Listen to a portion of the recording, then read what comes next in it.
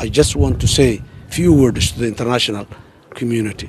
The international community who has been standing with Somalia for the last 3 decades, now again is another time. We hope and we are willing and we commit that maybe this might be the last time. If not the last, it will be the biggest one like this will not happen in the future.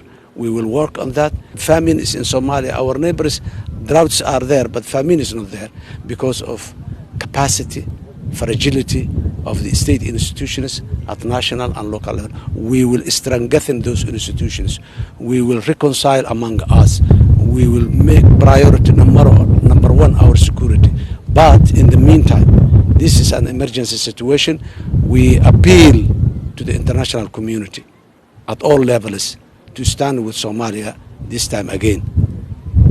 We need your support, and we are very much grateful for the past supporters that you have been standing with Somalia for full time. All of them, all of you, we request you this time to boldly stand with Somalia and save the Somali lives.